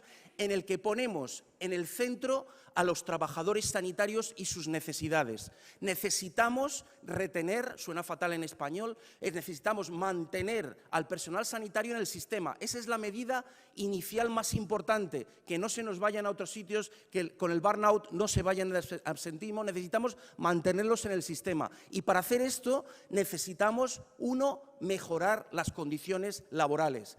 Carga laboral, uno. 2, temporalidad en España, fundamental. La Organización Médica Colegial, en la encuesta del 2019, establecía que el 35% de los médicos tenía un contrato laboral temporal con una media de 4 contratos anuales. Con fondos europeos, ahora con el Plan Estratégico de Atención Primaria, se está intentando bajar al 8%. Necesitamos aprovechar esa ventana para disminuir la temporalidad al 8%. Jornadas laborales, con guardias, estamos mucho más por encima de la directiva europea en horas laborales. Hay que conseguir disminuirlo. Todo esto tiene que hacer que consigamos unas condiciones laborales más atractivas para conseguir traer a las nuevas generaciones. Muchos países, Dinamarca, no es capaz de traer nuevos estudiantes de los institutos a por ejemplo, a enfermería. Están teniendo realmente problemas porque deja de ser atractivo, como decía Graciela, en las profesiones sanitarias, que nunca lo ha sido, pero ahora lo estamos empezando a ver. Por eso es tan importante mejorar la atracción en ese sentido. Necesitamos lugar a las zonas rurales y las zonas de difícil cobertura, y en España es un claro ejemplo, pero en toda Europa también. Necesitamos mejorar los incentivos económicos y no económicos para conseguir atraer a personal sanitario y usar las Digital Health Technology, las tecnologías digitales, en favorecer ese tipo de políticas. Segundo, primero, retener. Segundo, mejorar la oferta. Tradicionalmente, cuando hay un problema de recursos humanos, ¿de qué hablan los políticos? ¿Aumentemos la formación? No, por favor, no es tan sencillo como eso. Necesitamos tener una visión holística de cuál es la situación, de cuál es la oferta, cuál es la demanda, cuáles son las salidas. No es solo una cuestión de aumentar. Tú aumentas ahora la formación del pregrado y te tarda 10 años en salir un médico. Igual cuando te sale ya tenemos una situación de oversupply, de sobredemanda. Necesitamos tener unidades de planificación que realmente miren este tipo de situaciones. Y luego hay que mirar a las competencias y a las habilidades que serán necesarias de aquí a 10 o 15 años para que tengamos trabajadores sanitarios que puedan responder a esas necesidades. Segundo pilar, educación. Tercer pilar, que yo creo que es muy importante, optimizar el desempeño. Tenemos mucho wastage, mucho basura. Necesitamos disminuir la burocracia en los procesos, que no añade ningún tipo de valor. Necesitamos reorganizar procesos como reorganizamos los servicios de salud para realmente maximizar, y con el uso de tecnologías digitales puede ayudar, para maximizar el escaso tiempo y los escasos recursos humanos que tenemos. Y de esto tenemos ejemplos claros. En el New England Catalyst ha habido buenos ejemplos de España en cómo esto se ha ido haciendo. Yo creo que es un pilar fundamental. Y en orden, para poder hacer todo eso, necesitamos 2 facilitadores fundamentales. Uno, mejorar la planificación a largo plazo. Necesitamos pensar cuáles serán las necesidades de aquí a 10, 15 años para que empecemos a actuar ahora mismo. Si no, será demasiado tarde, como la crisis de jubilaciones. Eso es algo que se sabía. Si tú haces un estudio básico, sabes que vas a tener esa situación. Necesitamos anticiparnos y necesitamos empezar a actuar. Y para esa planificación necesitamos intersectorialidad. No solo Ministerio de Educación o Sanidad, necesitamos Ministerio de Educación, Ministerio de Economía, distintos actores. Necesitamos traer todo el mundo a la sala para discutir y para aportar soluciones y estar alineados en el mismo barco. Y aquí yo creo que entráis todos vosotros también. Al mismo tiempo, en España, yo creo que es importante a nivel de comunidades autónomas, en el Consejo Interterritorial. Creo que es fundamental que nos alineemos, porque si no vemos a las comunidades compitiendo por los escasos personal sanitario que tenemos. Necesitamos un alineamiento y en este sentido hace un mes publicamos un paper en Lancet con Elena Legido y un grupo de políticos de todos los partidos políticos en España y pensamos cuáles serán las necesidades del sistema de salud en el futuro. Y yo creo que el main outcome del paper era la necesidad de ciertos consensos básicos. No podemos polarizar la sanidad, como está pasando en la educación, porque al final no vamos en una línea en la que todos remamos al mismo tiempo. Y el último pilar, el último enabler, es la inversión. Necesitamos, para hacer todo esto, necesitamos mayor inversión y también mejor inversión. Necesitamos ver la inversión en salud no como un gasto, sino como una inversión positiva que tiene un retorno en la economía por el empleo femenino, por el empleo juvenil, por el impacto que tiene en salud, como hemos visto durante el COVID. Eso es fundamental. Tengo una tarjeta amarilla, todavía no ha llegado la roja, o sea que yo creo que puedo dar unas reflexiones. Hemos hecho un estudio de caso de la atención primaria en España, junto con el Ministerio de Salud, se va a publicar la semana que viene. Y algunas de las recomendaciones que vemos es lo que decía antes, la crisis de la atención primaria ahora mismo, hay un problema muy gordo con el tema de los médicos de familia y hacen falta soluciones en el corto plazo en estos 5 años que vienen. El Ministerio está trabajando en ello, que incentivar voluntariamente y adecuadamente a quien quiera seguir a más de los 65 años para poder cubrir esta ventana. Habrá que ver cómo podemos traer a los centros de salud, a todo el éxodo importante que hubo de médicos de familia al sector privado y a las urgencias, cómo podemos traerlos de vuelta y considerar otras medidas. Igual, ¿por qué no también, siguiendo el código de prácticas de la OMS ético de reclutamiento, por qué no traer profesionales también sanitarios en un periodo corto, siempre que se cumpla un triple win, que podemos hablar luego. En fin, y luego tenemos que tener medidas de medio a largo plazo que yo creo que incluyan mucho más allá de lo que es la medicina de familia. Enfermería puede jugar un factor determinante. Estamos por debajo de la media europea de enfermeras. En médicos estamos por encima, en enfermeras estamos por debajo. Es verdad que España no reporta las auxiliares de enfermería, otros países sí, por eso también está sobredimensionado el déficit, pero aún así estamos por debajo. Necesitamos introducir obligatoriamente la enfermedad de enfermería familiar y comunitaria. Yo creo que esto añadiría mucho valor en los centros de salud. También necesitamos formar mejor al personal administrativo para esa canalización de la demanda que hablamos anteriormente, y creo que necesitamos también mejorar el desarrollo profesional de los profesionales en atención primaria, introduciendo medicina de familia, por ejemplo, en el pregrado en la universidad, carrera profesional y ese tipo de cosas que mejoran la condición. Y ya para concluir, respondiendo a la pregunta, ¿estamos a tiempo de mejorar las condiciones del personal sanitario, la crisis de personal sanitario que tenemos?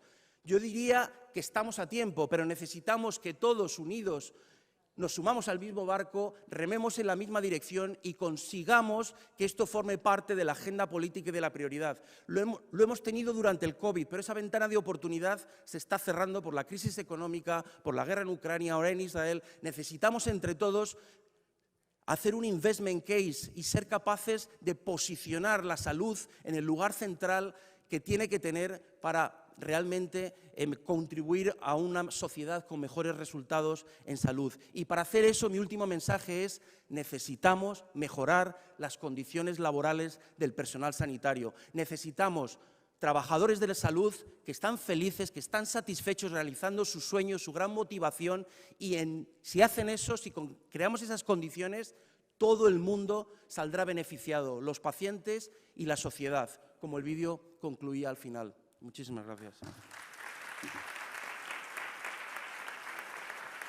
Muchísimas gracias, Tomás. Y vamos ya al último. Luego te pediré que cuentes lo de la fotografía de los ministros y dónde se suele colocar el ministro de Sanidad. ¿En qué posición? Bueno, último reto de salud. Queríamos hablar de cambio climático y cómo afecta el cambio climático a la salud. Era asignatura obligada. Cuando estuve hablando con Caroline para invitarla a venir al Congreso, muchísimas gracias, Caroline, por venir y estar con nosotros, empezó a hablarme de cifras y yo decía, pero es que esos datos no tienen visibilidad. La gente que está muriendo, por ejemplo, por calor cada año, y si están teniendo en cuenta y si estamos tomando medidas para evitarlo. Caroline Daher es coordinadora de la Iniciativa de Planificación Urbana, Medio Ambiente y Salud en IES Global. Cuando quieras, Caroline. Muchas gracias. Buen día, muy buenos días. Voy a poner mi ponencia aquí. Como vengo directo de otro congreso, no me he dado tiempo de imprimir. Vale. Muchas gracias por la oportunidad de estar aquí hoy, precisamente en IES Global, aunque somos un centro de investigación de un amplio gracias, muy gracias. De un amplio ámbito de temas de salud. Somos muy conscientes también que la investigación y la buena ciencia no es suficiente para generar el impacto en la sociedad, en la toma de decisiones y las intervenciones que necesitamos. Entonces, cada vez más, a través de intentos como la iniciativa que coordino yo, estamos intentando llevar la ciencia en diferentes formatos, a diferentes niveles, para trabajar, y una pieza clave de esto, evidentemente, es la comunicación. Entonces, hoy tocaré de otra crisis que tenemos. Está bien que estamos preparando muchas crisis justo antes del café, y me toca abordar el tema del crisis climático. Bueno, para empezar, la crisis del cambio climático es una crisis de salud. Mensaje principal. Ningún continente, ningún país, ninguna comunidad esté inmune a los impactos de salud del cambio climático. Hay algunos motivos por lo cual específicos que voy a elaborar aquí de por qué la salud ha de estar al corazón, digamos, al centro de las discusiones sobre el cambio climático. Primero es que el calor empeora todo. Creo que lo estamos viviendo. Ahora, los impactos de los cambios de temperatura. En el verano pasado, en 2 meses, en España murieron casi 15.000 personas. Este año ya vamos para casi 12.000. Estas muertes están pasando desapercibidos, casi no hay atención y desde lejos no hay una respuesta suficiente. A nivel europeo, esta cifra del año pasado es 61.000 personas que han muerto de calor. Ha salido en algunos medios de comunicación. Veo colegas aquí que han participado, ¿no?, en estos artículos, pero ¿dónde está la respuesta? Si esto fuese un accidente, un brote de otra enfermedad, yo creo que ya estaríamos, ¿no?, dando alguna respuesta, pero realmente no hay uno que sea suficiente. El cambio climático afecta y se está afectando a la seguridad alimentaria. La comida, la dieta es fundamental para todos los aspectos de la vida y salud y está siendo afectando y será.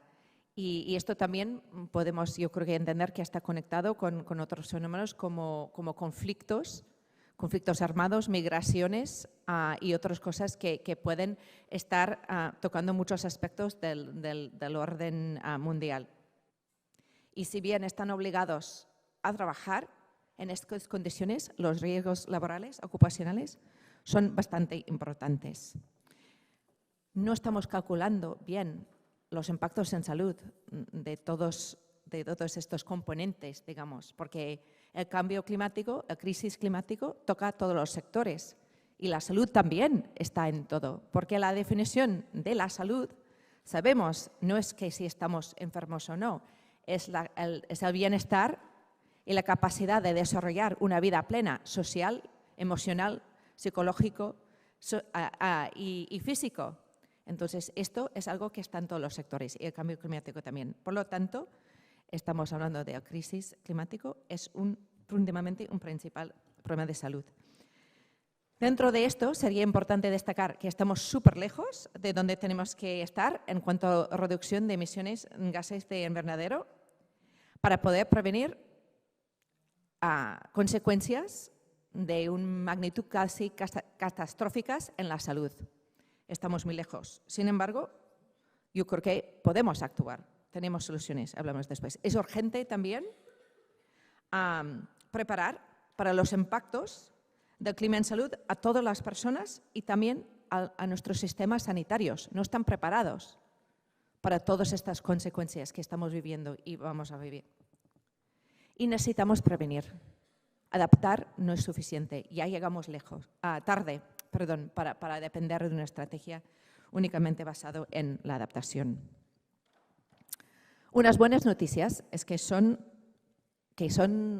los profesionales sanitarios están cada vez más implicados en esto, porque es cierto que el vínculo entre crisis climática o cambio climático y salud es bastante más débil, que se está dando en los medios y en otros foros de discusión y políticas que los vínculos que el cambio climático tiene, por ejemplo, con medio ambiente, con energía, con alimentación. Entonces necesitamos conectar mucho más estas dos agendas. Ahí donde veo el papel muy importante de la comunicación y los medios. Cada vez más hay interés por parte de los profesionales, todo que no consta dentro, por ejemplo, de la currículum y formación, toda esta realidad.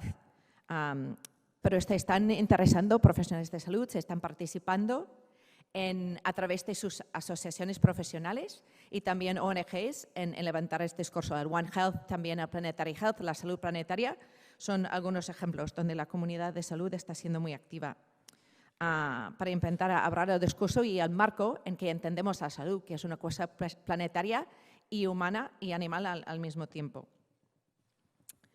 Tenemos oportunidades, esto sí, tenemos oportunidades enormes para mejorar la salud si somos capaces de reducir los gases de efecto invernadero.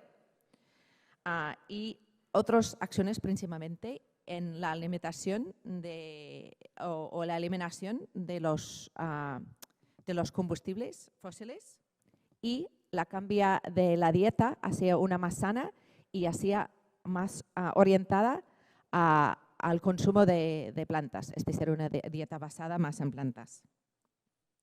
Incluso pequeños cambios en estos dos ámbitos pueden generar impactos muy grandes para la salud. Entonces, ahí tenemos unas ideas de dónde podemos estar centrando nuestros esfuerzos. El micro me da la sensación que va y viene. Vale, entonces, otra reflexión es, sabemos que tenemos unos cambios demográficos muy importantes donde en España la mayoría de la gente, en mucho del mundo, vive en ciudades y cómo el modelo urbano está condicionando mucho de lo que está pasando. Las ciudades producen la gran mayoría de los gases de efecto invernadero, aunque también ofrecen muchas oportunidades entre empleo, cultura y otras cosas. Pero ¿cómo es nuestro modelo urbano? Es uno basado en el transporte motorizado, es en muchos casos una escasez de espacio público, de naturaleza, donde hay exposiciones ambientales, de ruido, de contaminación del aire, de temperaturas que están muy por encima si lo comparamos con las zonas periurbanas o rurales. Entonces, las ciudades en sí son una oportunidad muy importante de acción local para cambiar esta dinámica. Las ciudades, por ejemplo, que están muy bien diseñadas, que pueden fomentar una vida de bajo en carbón y podrían ser una clave muy importante para reconducir todo este patrón tan preocupante que tenemos. Y tenemos oportunidades. Lo que pasa ahora es el contexto que tenemos aquí, casi se está dando en la dirección contraria, que estamos viendo cosas como el rechazo, sobre todo la polarización de aspectos como la calidad del aire, judicializar aspectos como si tenemos árboles o no en nuestras ciudades y toda una comunicación no productiva que está poniendo como si queremos debatir si tenemos los bienes comunes o no para poder vivir, literalmente. ¿Realmente hemos de estar debatiendo si queremos aire libre, aire limpio o no? Yo creo que la evidencia científica, esto es un caso curioso donde hay miles y miles y miles y miles y miles y miles de artículos que demuestran con contundencia que la calidad del aire, que no es un tema de cambio climático, esto quiero hacer un pequeño pausa aquí, que aquí también creo que hay una confusión muy importante entre el cambio climático y la calidad del aire. No son lo mismo y hemos de mantenerlos por separado, porque esta confusión está perjudicando la capacidad de avanzar ni con uno que con otro. Pero, por ejemplo, la calidad del aire es el problema de salud ambiental más importante que tenemos en el mundo. Más de 7 millones de personas cada año, una pandemia de gran magnitud cada año, que mueren. En España son 30.000 personas que mueren cada año. Y además de tener cifras como 15% del cáncer, ya está atribuible a cáncer de pulmón, a la contaminación del aire, por ejemplo. Pero bueno, está como muy polarizado. Y ahí es donde yo creo que los medios de comunicación, los que comunican, tienen que tomar una postura más clara y más contundente. Esto no es un debate, es un tema de salud. No polarizamos estos aspectos porque no es productivo, no es constructivo, liamos a las personas y la ciudadanía y les dejamos con una sensación de desconfianza, frustración e impotencia. Y también es una manera de que las administraciones, los políticos y la gente que realmente tiene que estar a cargo de esto, porque yo como ciudadano tengo que votar, pero luego proteger los bienes comunes es la responsabilidad del gobierno, sobre todo un gobierno democrático, ¿no? Entonces, esto lo tenemos que tener muy claro. Por mí. Bueno, aquí estoy tocando como muchas piezas para volver al tema del cambio climático. A ver, ¿tenemos la información que necesitamos para realmente a nivel de los medios de comunicación? Bueno, Necesitamos, sí que hemos avanzado mucho en los últimos años en la disponibilidad de datos. Incluso la semana pasada, desde CSIC se lanzó el app que se llama MASE, Mortalidad Atribuible por Calor en España. Estos son datos ya actualizados continuamente y podemos ver estas cifras que te di antes. Os invito a mirar esto. También tenemos el Lancet Countdown de Europa, donde se puede visualizar muchos indicadores y muchos datos para España que conectan muy bien a todos estos diferentes aspectos de la crisis climática con la salud. Entonces, les invito a mirarlo. Y sí que también hemos de mejorar, sobre todo, la disponibilidad de datos locales para poder trabajar este tema y seguir, en todo caso, conectando estos indicadores, estos datos, por ejemplo, del ejemplo de éxito de España, de reducir la dependencia en la combustión de carbón, que ha sido todo un éxito, pero no está vinculado con salud. La parte de la contribución a salud, económico, no está contabilizado. Entonces, seguir haciendo esta conexión. Y bueno, con esto acabo, antes de que me arrastren. Muchas gracias. Muchas gracias.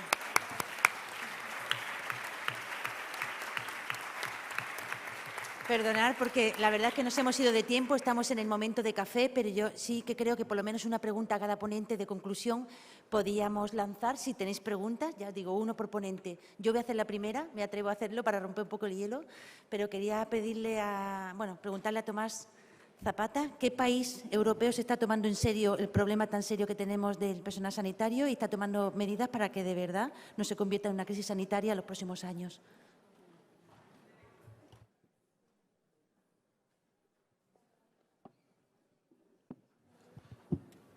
Bueno, muy rápida la respuesta. Yo creo que todos los países realmente están poniendo esfuerzos en resolver porque tienen un problema gordo a nivel doméstico. Pero yo creo que Holanda, por ejemplo, es un país que a nivel de planificación lleva muchos años haciéndolo bien y lo está haciendo bien. Tiene una agencia que se encarga de la planificación de recursos humanos, de pasar encuestas de satisfacción de burnout a los trabajadores de una forma continuada. Y realmente está poniendo un esfuerzo también en dar un rol más importante a las enfermeras comunitarias, por ejemplo. Creo que están haciendo un trabajo interesante en ese sentido. Irlanda, por ejemplo, que tiene una dependencia de migración muy grande, también está haciendo un esfuerzo importante para que su dependencia de personal sanitario de otros países sea menor. Pues es un ejemplo bueno también que queremos documentar en cómo ir hacia una mayor sostenibilidad de la producción. Gracias.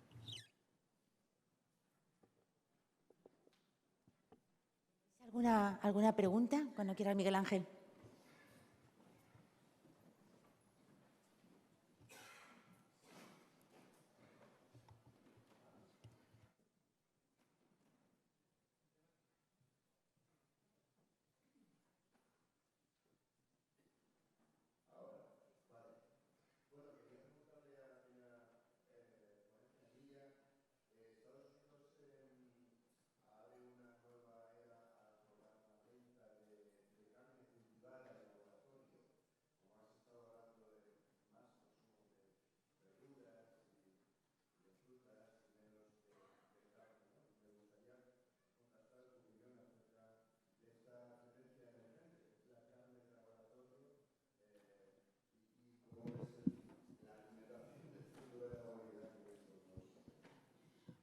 A ver, a mí personalmente me parece una opción muy poco apetecible, así para empezar, ¿vale? Pero sí que puede ser una solución para una gran mayoría de la población que no está dispuesta, por razones variopintas, a renunciar al consumo de productos animales. Es una de las tecnologías innovadoras, tendremos que esperar y ver de verdad cómo se comercializa y si tiene o no impacto, pero a mí, así a priori, no me parece mala opción, la verdad. Creo, de todas formas, no me parece mala opción, o sea, desde el punto de vista de sustitución de carne por carne, ¿vale? Pero sigue siendo algo que tiene impacto en la salud.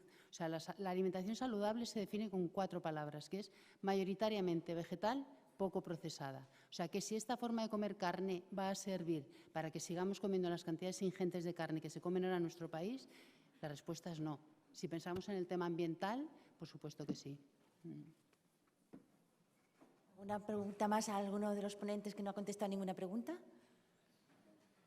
Bueno, yo voy con las últimas, también la última pregunta a cada uno de los ponentes. Margarita, esta es una pregunta del millón.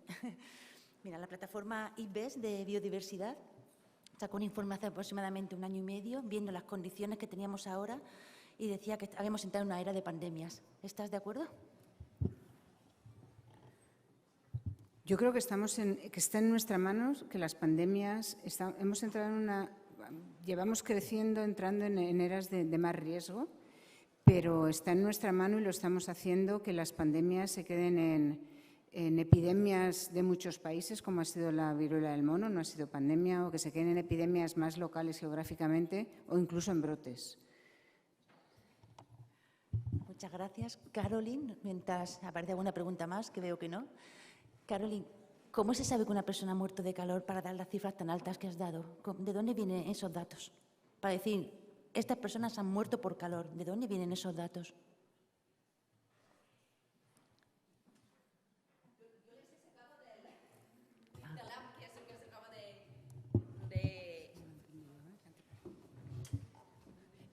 Yo los he sacado de nuestros estudios y el app, no los he generado yo. Pero yo entiendo que vienen, por ejemplo, en nuestros vienen de modelos, ¿no?, epidemiológicos. Y no sé si Carlos puede responder de dónde han venido del app del MASE que acabo de comentar. Pero yo creo que se están desarrollando diferentes. No sé si alguien más puede contestar de cómo se están generando. Yo no sé si lo están arrastrando desde los registros hospitalarios. En el MOMO. Sí, el MASE sí viene de MOMO, sí, es cierto. Sí, sí, los demógrafos están estudiando cuál es el exceso de mortalidad, y cuando hay exceso de mortalidad saben a qué causas ascribirlos. Efectivamente, no es persona a persona, por eso no es el diagnóstico en el certificado de función, no es muerte por calor, efectivamente, que es tu pregunta, pero los estudios, los análisis de la mortalidad en exceso, el exceso de mortalidad que hay en cada época del año, comparando con años previos y comparando con las temperaturas, es lo que lleva a sacar ese tipo de números. Muchísimas gracias.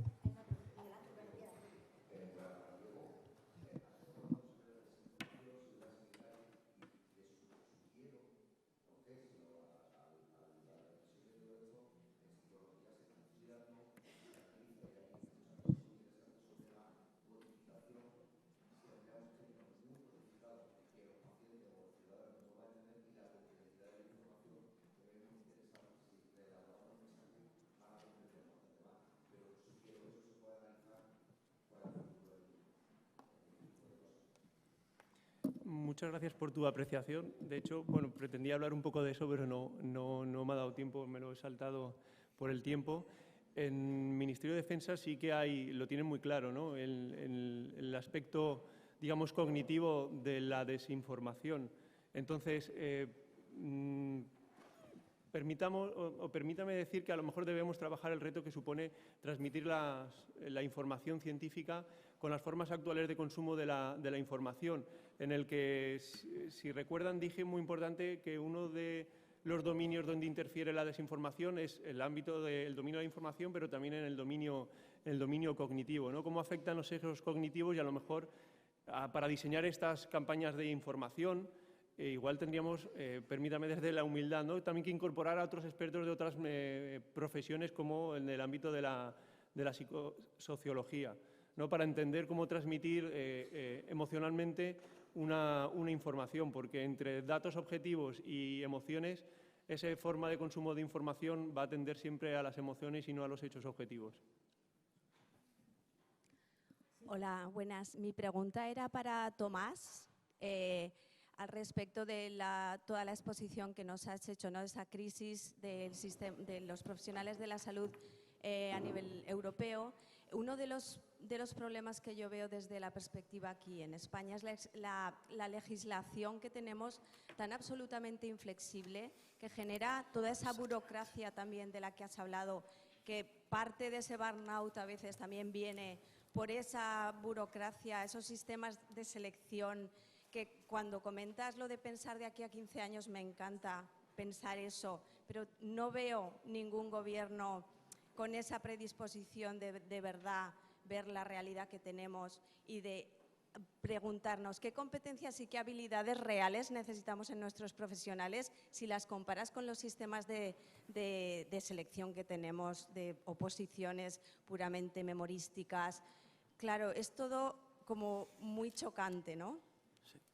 Muchísimas gracias, porque es algo que no he podido tocar y creo que es fundamental.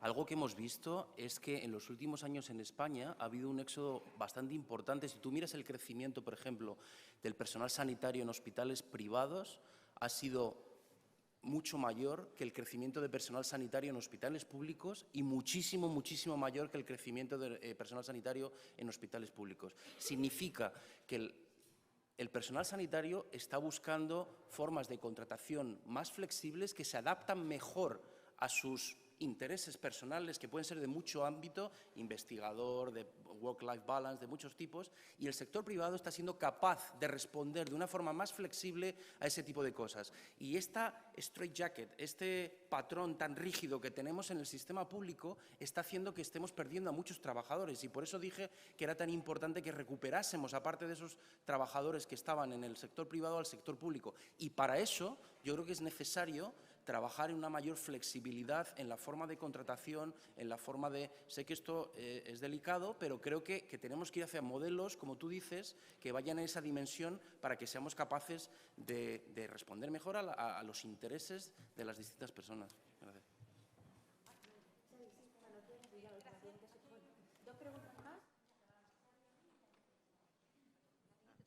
Hola.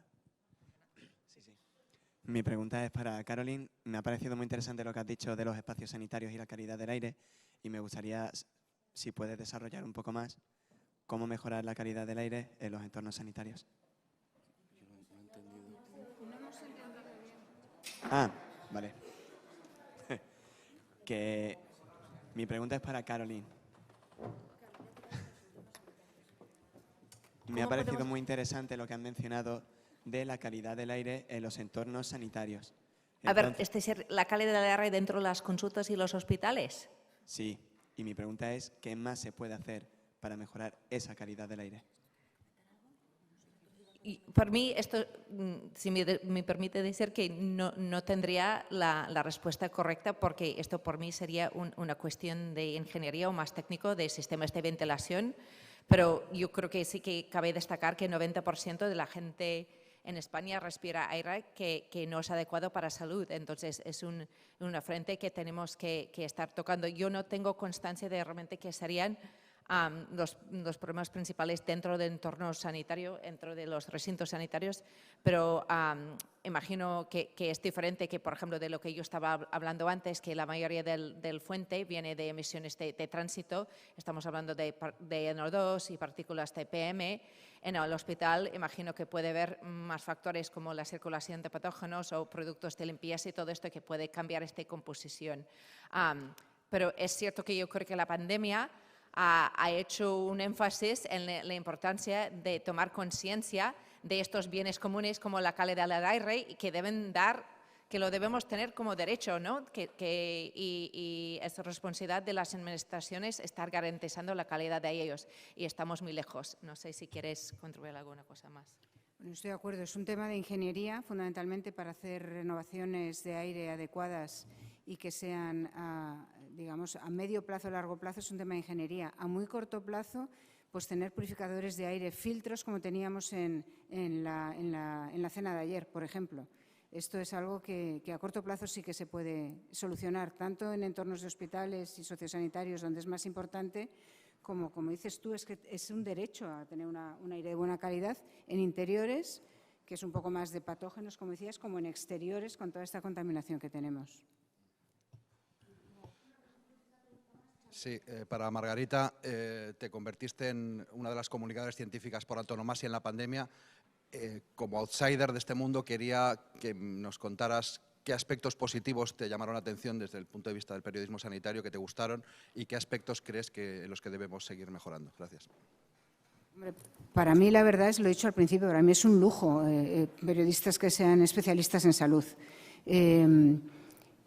Claramente, una de las cosas positivas es lo preparados que estáis, el conocimiento que tenéis y el contexto en el que presentáis las informaciones. Para mí eso es muy importante y yo muchas veces he aprendido de vosotros. O sea, esto muy claro, o hay una noticia que te dan o un matiz que te dan que lo habéis dado vosotros antes de que llegue yo a ellos.